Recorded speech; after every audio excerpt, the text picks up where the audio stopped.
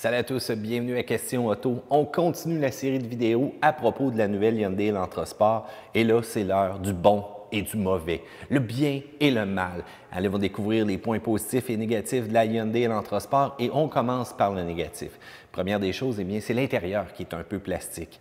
Les plastiques sont durs, ça graphine vite. En arrière des bancs aussi, passagers et conducteurs, vous allez remarquer que si vous avez des enfants, s'ils font aller leurs petits pieds, ça ne sera pas trop long que ça va se graffiner, et ce, à la vitesse de la lumière.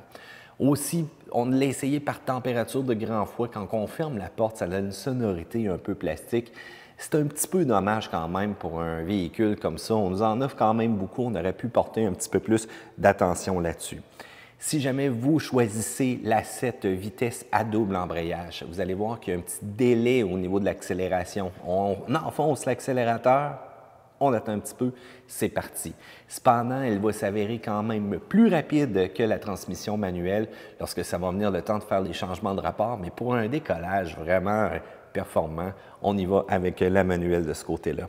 Les essuie-glaces, c'est loin d'être approprié à l'hiver. Même, je ne me rappelle pas d'un véhicule qu'on a fait dernièrement qui nécessite un changement pour la saison. Eh bien, il y en existe encore. Oubliez ça, si vous utilisez les fameux essuie-glaces d'origine, vous allez trouver que c'est déplaisant quand ils sont tout à fait glacés. Je vous recommande un changement pour vraiment des bons 4 saisons. Une dernière chose aussi, ça c'est un point positif-négatif si on veut. Le véhicule, avant de donner pleine puissance, va devoir atteindre sa température nominale. Donc, tant et aussi longtemps que le moteur n'aura pas réchauffé, vous n'allez pas ressentir l'effet du turbo.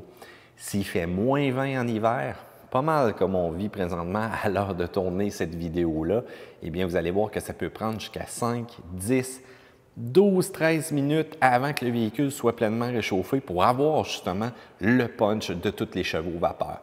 En même temps, c'est un point positif, on préserve notre mécanique, on veut s'assurer qu'on va la garder longtemps et on jouit quand même d'une bonne fiabilité lorsqu'on fait attention à notre mécanique. Donc, les ingénieurs de Hyundai ont pensé à tout ça, mais je dois dire que c'est quand même le délai le plus long que j'ai vu depuis un bon bout de temps. Cependant, on a plein de points positifs. La voiture est économique. Eh bien, oui, une motorisation turbo qui est économique. Je vous le dis, on a été capable de faire du 7 litres au 100, même de descendre dans la barre des 6 litres au 100. J'ai été quand même assez impressionné, surtout avec un véhicule qu'on pousse une fois de temps en temps. La voiture est performante. Vous allez avoir quand même du fun. Ça règle le gros problème qu'on avait avec les Elantra de base et on nous offre enfin une voiture qui répond, qui accélère bien. Un autre des points positifs, la transmission manuelle. On a préservé la 6 vitesses. Vous allez voir, quand on regarde la compétition, c'est une transmission qui est en voie de disparition. On remplace le tout par des automatiques, des doubles embrayages, peu importe.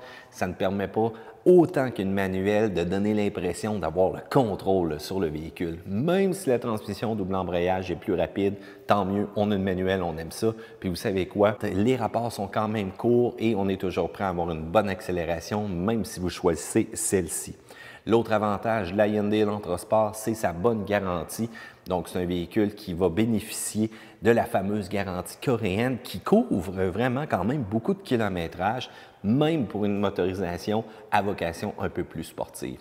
La note de maths, je lui donne un A-. Je pense que c'est amplement mérité. On a basé l'Elantra Sport sur une super structure, c'est rigide, c'est intéressant. La suspension fait un excellent travail. Il faut dire que la motorisation turbo rajoute un pep très intéressant.